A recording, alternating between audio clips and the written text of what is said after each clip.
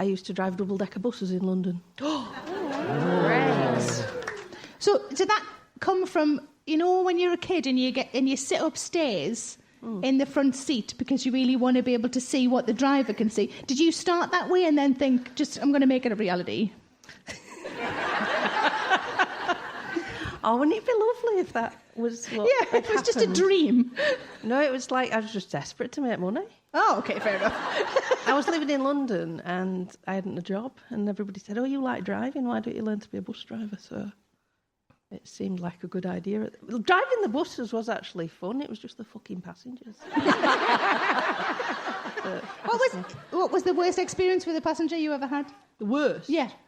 I was driving a night bus through Southall.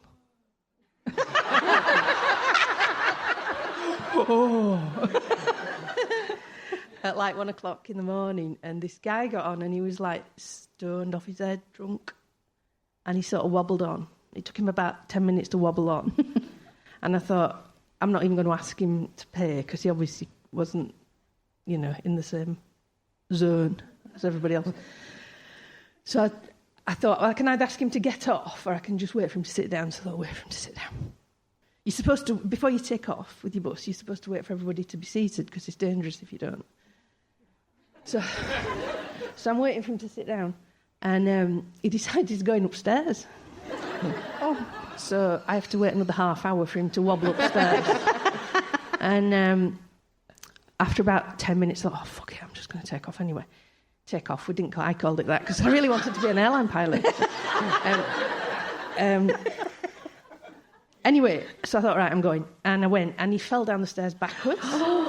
And he smacked his head on the stairwell at the bottom of the stairs. So I had to do a code red. So I'm pressing me. No, I wasn't. What do you press your button and you spoke to your wing mirror going, code red, code red. And they go, code red, go ahead. And you go. And I'm saying, there's a man, he's just collapsed in me. Anyway, the police came and they put him in the back of a van, and I think a police van. Oh.